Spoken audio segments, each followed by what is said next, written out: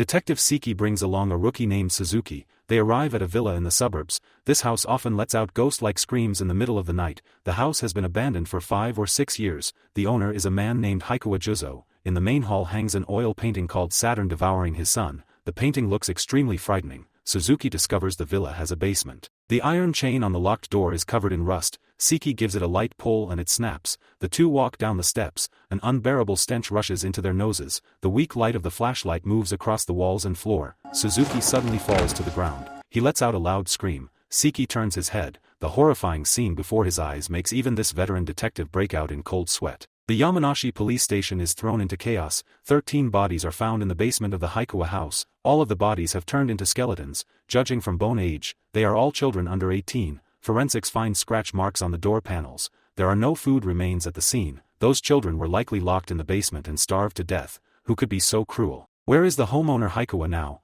What exactly happened inside that house? The head of the detective unit fires off 3 questions in a row. The major crimes team leader Itsumi takes over the conversation. That old man Haiko Jizo had no family or relatives. He disappeared 5 or 6 years ago. Downstairs at the police station, a girl named Renka comes to report a case. Her first words are she is the daughter of Haiko Jizo. The detective handling the questioning is Siki. He has just heard the team leader say that Haiko had no family or children. How could a daughter suddenly appear out of nowhere? Renka sounds very calm when she speaks. She admits she has no blood relation to him. After hearing this, Siki becomes even more curious. Then why do you call him father? Have you ever eaten toilet paper? 16 years ago, Renka was abandoned by her mother. After everything edible in the house was gone, she was so hungry she could only eat paper. Heavy snow started falling outside. Little Renka was starving and could not hold on anymore. She tilted her head back and ate snowflakes to fill her stomach. A man walked over and handed her a box of Planet chocolate. Renka hesitated for a brief moment, then took the chocolate and ate it wildly. Half of the man's face was covered in birthmarks,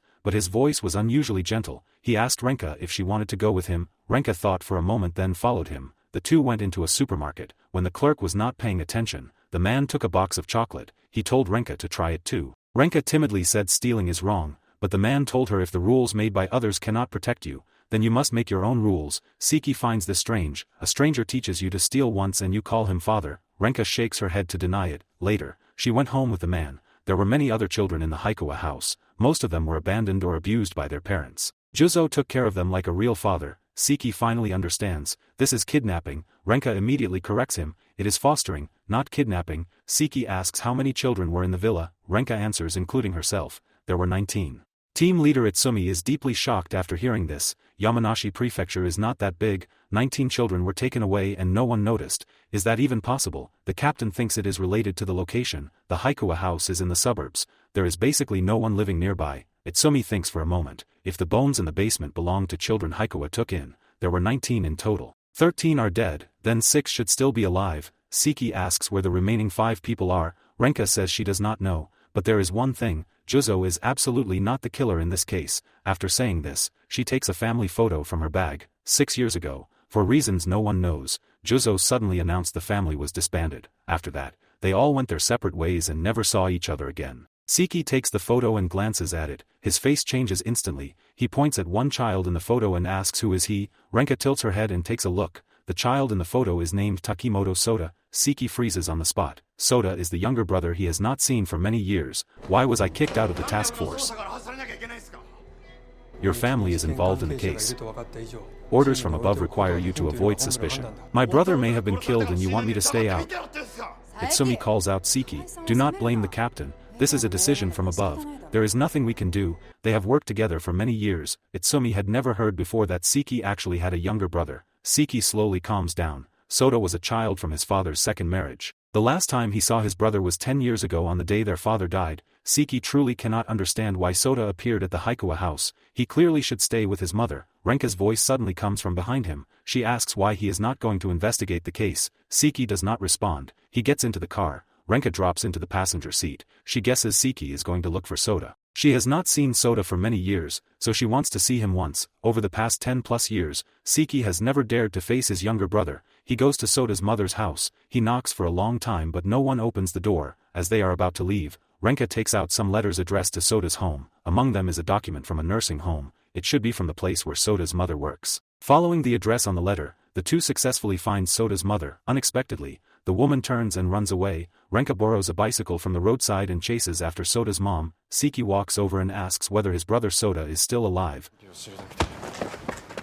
Soda is still alive. He looks at Renka, whom he has not seen in a long time, but does not greet her. His eyes are instead filled with resentment. He hears his half-brother ask, "How much do you know about the Haiko house case?" Soda grabs his brother's collar and roars angrily. The person who abandoned him and ran away has no right to act like a big brother. After saying that, he leaves Siki and Renka behind and walks away with his mother. The next day, the forensic results of the Haiko house case come out. The 13 children were not killed on the same day. The first victim died in 2012, the last one died in 2014, after comparing the living traces at the Haiko house. All 13 children who died had lived in the Haiko house. In other words, after Haiko Jizo disbanded the family in 2011, someone brought these children back to the villa one after another. They were locked in the basement and starved to death. Because Haiko Jizo's whereabouts were unknown, the task force used the photos provided by Renka and summoned the remaining 6 people. What was suspicious was the testimonies of these 5 people were completely identical. Itsumi concludes they must know something. After reading the statements, Suzuki feels something is off. These 5 do not feel like children toward a father. They look more like believers worshipping a cult leader. The task force phone suddenly rings. The caller claims to be Haiko Jizo, just as everyone thinks it is a prank. A detective rushes to a river outside the city. Haiko Jizo, dressed in black, slowly turns around. The hexagon scar on his hand shines sharply under the sunlight. No one expected this man actually turned himself in. "You are this confident only because there is no physical evidence. I will never let you escape. I killed them. All those children were killed by me." In the year 2024, Tokyo. Siki puts out his cigarette. The reporter in front of him is looking for a missing girl. On the girl's arm, there is a clear hexagon tattoo. She suspects this is connected to the Haiko house case. Siki's attitude is very cold. He is no longer a detective. The Haiko house case happened many years ago. The killer has already been punished, but the reporter says this case was never truly over. Of course Siki knows this. But what happened later goes far beyond anything he imagined. 7 years ago, Haiko admits to killing the 13 children he once raised, but there is no motive and no clear reason. "Why did you kill them?" Haiko Jizo says not all parents love their children. This matter quickly makes the news. After seeing it, Renka walks home feeling uneasy. She feels someone is following her. As she passes a staircase, she is suddenly pushed down. 1 hour later, Siki rushes to the hospital after hearing the news. Luckily Renka only suffers minor injuries. She once again tells Siki Jizo is not the killer. The person who pushed her is the real culprit. Siki asks what evidence supports this guess. Renka believes all the children who died were raised by Jizo. This is the only connection between the victims. Now the killer has turned their target to her. The purpose is obvious. That person wants to kill all the children Jizo once raised. Siki feels shocked after hearing this. Renka reminds Siki his brother Soda is also on the survivor list. She has a strong feeling the remaining 6 people will all die. Siki thinks about it all night. That day at the crime scene, he saw the hexagon symbol. If only the children who lived in the Haiko house know this symbol. Renka continues his thought. The real killer is among those 6 people. Siki is thinking the same thing. The only reason he can think of for Haiko confessing is that he took the blame for the children he raised. Renka stays silent for a moment and asks, "Could it be your brother Soda who did it?" Siki does not respond. He plans to use elimination to find the real killer, so he asks Suzuki for help and secretly gets the files of the remaining 5 people. Kawaguchi was born into a wealthy family. He ran away from home because he could not bear domestic abuse.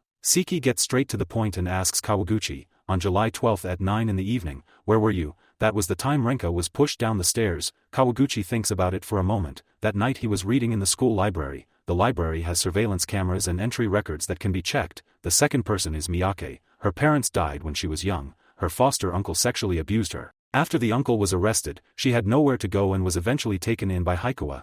After Jizo disbanded the family, Miyak became a tattoo artist. On the day Renka was pushed down the stairs, she was on duty at her shop. Siki notices a hexagon symbol tattooed on her back. Miyak explains she got the tattoo after leaving the Haiko house. The symbol represents family. The tattoo shop owner confirms her alibi. That day Miyak was indeed at the shop. After that, Siki goes to the factory where Tozaki works and learns that on the night of July 12th, Tozaki skipped work without reason. His supervisor went to his home at 9 to question him. He also has an alibi, but Tozaki looks very strange, like an empty shell that has lost its soul. At the police station, Itsumi takes over a difficult case. In the past 5 years, people in Yamanashi have been attacked late at night. All the victims without exception are men. Itsumi goes to the hospital to visit the victim. This unlucky man is an office worker. He does not gamble and has no debts. He speaks politely. He does not look like someone who would make enemies. So why was he attacked? Itsumi walks out of the hospital room. A colleague tells her the victim has a son. Itsumi thinks the boy looks quite cute. She takes out a box of chocolate from her bag. Unexpectedly the boy flinches all over and tightly covers his stomach. After getting the boy's consent, Itsumi pulls up his clothes to take a look. The child's stomach is covered in bruises. Is this school bullying or family violence? Stop him.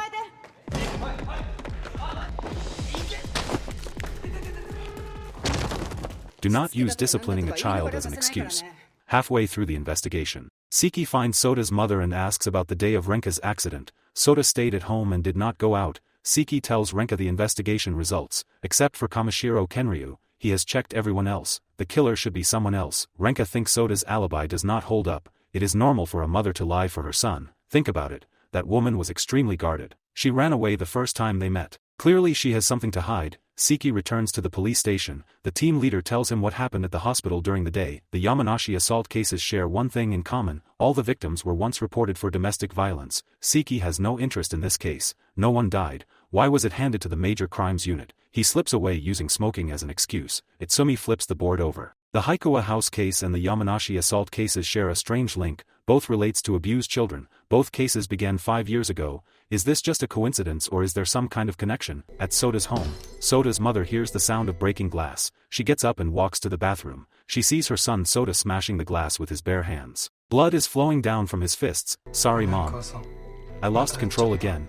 On the rooftop of the police station, Siki thinks about what Renka just said. Soda's alibi really does not hold up. The next day he finds Soda's mother again. After some pressure and bluffing, Soda's mother finally tells the truth. That night when Renka was attacked, she was actually at work. Whether Soda was home or not she did not know. As Siki was leaving, he accidentally notices the shattered glass in the bathroom. Soda's mother walks over and says, "Actually you two brothers are the same. Both deeply affected by that beast. That person was the same. Do not mention him." Soda is actually a good child. Every time after he hit me he would say sorry mom, crying as he apologized to me. But he is just like his father.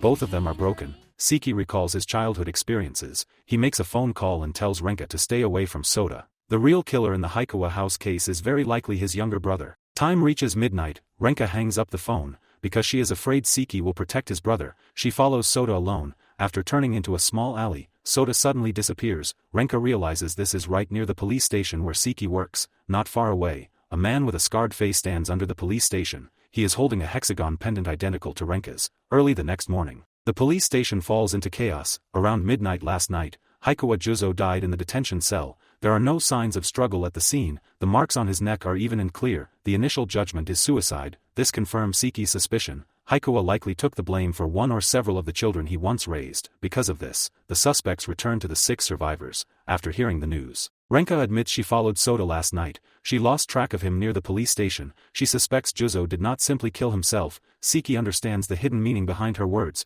He says he will check the security cameras. Itsumi's gaze also falls on Soda. This child was abused by his father since he was young. Later he finally found a home, but he did not live in peace for many days. Haiko then ended the group living arrangement maybe because of a certain child. It pushed Haiko to make that decision. Soda liked that home and hated those troublemaking children, so he decided to kill without mercy. Suzuki reminds the team leader not to jump to conclusions of guilt, but he personally feels Soda looks very much like the real culprit of the Yamanashi assault case. He has already looked into it. Soda's hand was injured recently. It looks very much like an injury from beating someone. At the same time, on the other side, Siki arrives at the place where Renka had the incident. He asks many residents living nearby. A taxi driver tells him around 9 o'clock that night, there was a man with a face full of scars standing on the stairs. He looked extremely frightening. Full of doubts, Siki returns to the police station. Suzuki walks over and tells him all the police station's cameras from last night were deleted. He suspects there is a mole inside the station. Siki raises an eyebrow after hearing this. Suzuki continues speaking, but the back door camera caught someone.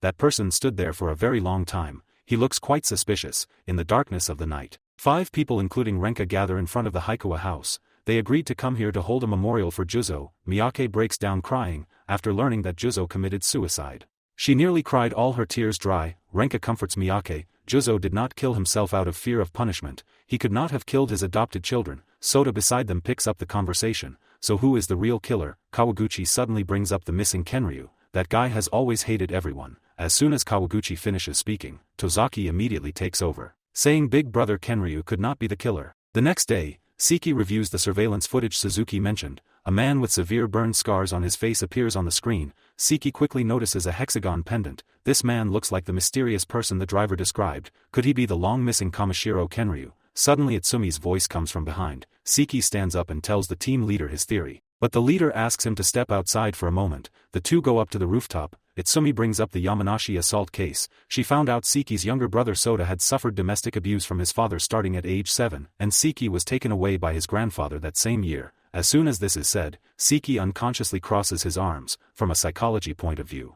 placing hands in front of the body is a subconscious defense. Itsumi takes out a video clip. The movements of the person match Siki's current posture exactly. She questioned all the victims of the Yamanashi assault case. The killer would pray after committing the crime. Itsumi recalls seeing a child at the hospital that day. She was extremely angry at the time and could not hold it back. Itsumi says she understands Siki, so she will not tell anyone and hopes Siki will turn himself in. Late that night, Siki returns home in heavy rain. From afar, he sees Renka standing downstairs. Even after so many years, the scars on Siki's back are still clear. He talks to Renka about his childhood. Because he was afraid of being beaten, he trained himself to judge his father's mood just by footsteps and the sound of the door. Whether he would be beaten that day. Over time, this turned into a habit of praying.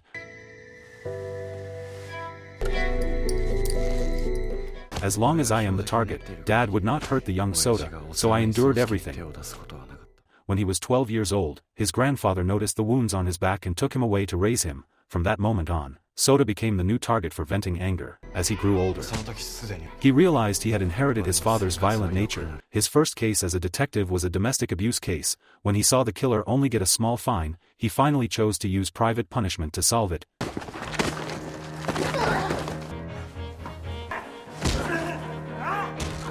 Siki deeply hates himself, and not only him. Soda is the same. Both brothers are broken. Renka listens and holds Siki's hand. She went through the same thing. When she learned her abusive mother had died, deep down she felt that was great. She is finally dead. But thinking carefully, how could that be a normal thought for a child? They are all broken, even though she always suspected Soda before. Last night, they went to pay respects to Jizo. When they were about to leave, she saw Soda take out chocolate everyone liked, a total of 19 boxes, 1 box per person, so there would be no fighting. At that moment, she felt Soda was still the kind Soda. They are all licking their childhood wounds. She believes Soda is the same. Maybe Siki could try to truly understand Soda, not as broken companions, but as friends who share the same wounds, as family. These words deeply move Siki. After Renka leaves, he goes to Soda's home and happens to see his younger brother going out. Soda goes to a domestic abuse victim support group and shares his past with strangers. Siki hears from the person in charge. On the night Renka had the accident, Soda was here. He has a solid alibi. After the meeting ends, Siki apologizes to his brother for leaving without a word back then.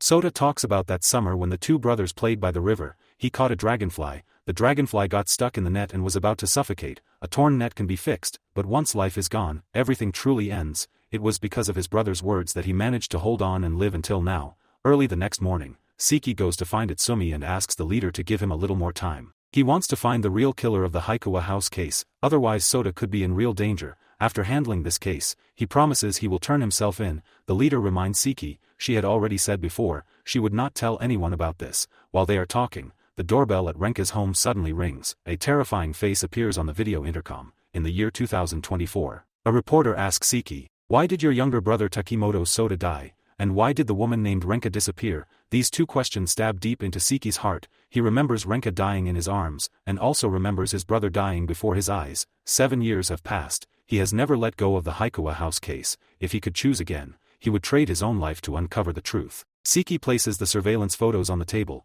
This man appeared on the stairs where Renka was pushed and also appeared at the police station on the night Haiko died. Is he the missing Kamishiro Kenryu? Renka's memory returns to the days at the Haiko house. As Kenryu grew older, he started hanging out with some bad people from society. Jizo was very worried Kenryu would expose the Haiko house. If that happened, they could no longer live together. I remember what Kenryu said when he left home. What kind of fake family is this?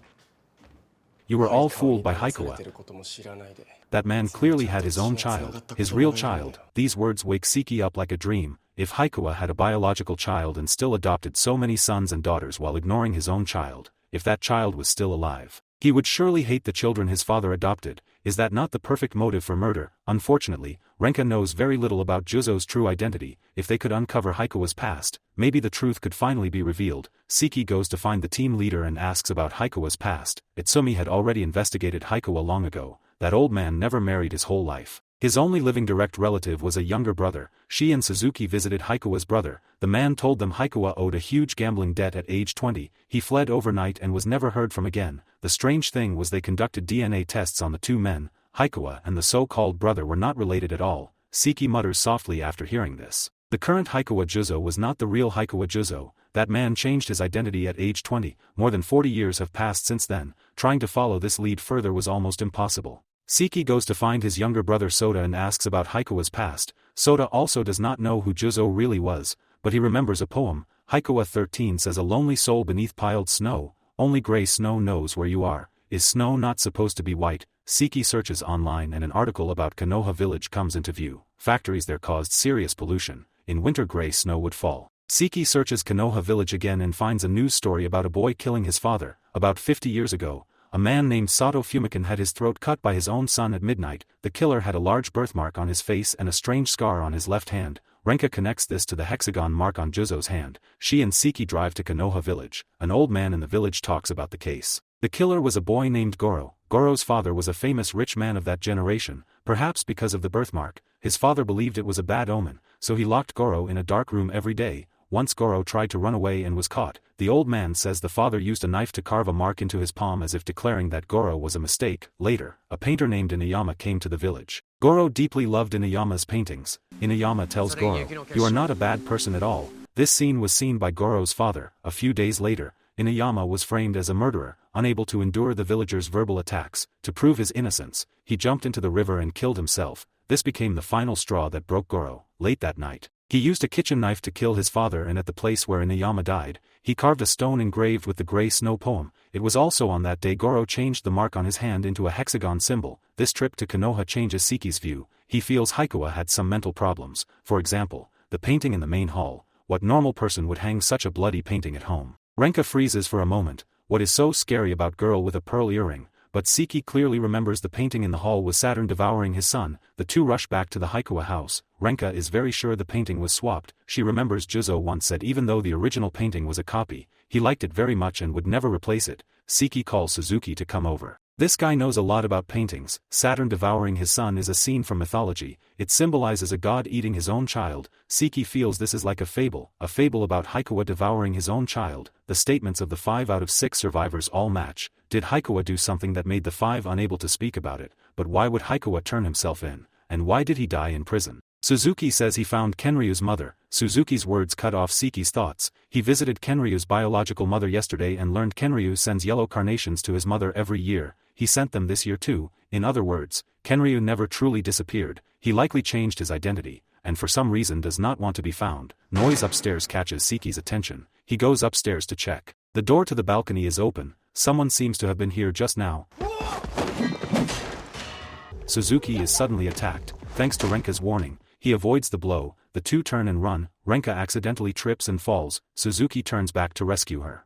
But he is knocked out by the back of an axe. At the critical moment, Siki tackles the mysterious person to the ground. He flips him over and looks. It is the scarred man. Siki shouts in anger, "Who are you really?" The scarred man accidentally touches the gun Suzuki dropped. He gets up and points the gun at Siki. 1 second before pulling the trigger, Renka, who had run away, turns back.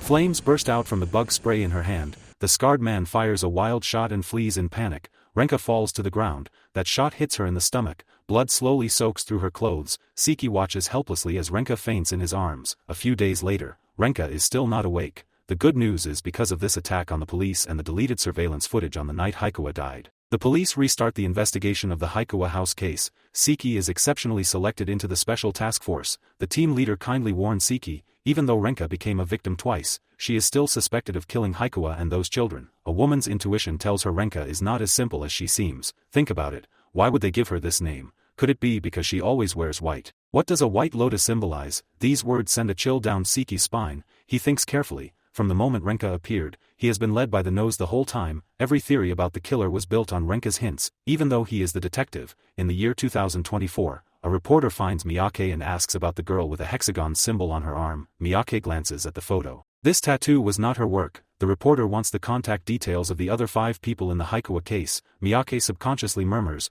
5 people. The reporter asks curiously, other than you, are there not 5 people? Miyak does not answer. She once imagined the worst ending, but she never thought it would be so tragic. so tragic that she has not slept well for 7 years. If she could choose again, she would definitely turn herself into the police and tell the whole truth about the Haiko house. 1 week passes in 2017, Renka is discharged from the hospital. News of her being shot makes the headlines. When the scarred man sees it, he completely loses control. He shouts wildly and smashes everything in the basement. Siki decides to investigate, starting from Saturn devouring his son. Renka is still suspicious, but what she said was not false. Who would randomly go to a suburban villa just to change a painting? Even if the one who swapped the painting is not the killer, he must be deeply connected to the Haiko house. Originally this should have been Suzuki's task since he understands art, but after being attacked, Suzuki takes a long leave. He is likely terrified and needs time to recover. Siki has no choice but to use the dumbest method, visiting one gallery after another to ask around. One gallery owner says girl with a pearl earring actually has a creepy legend too.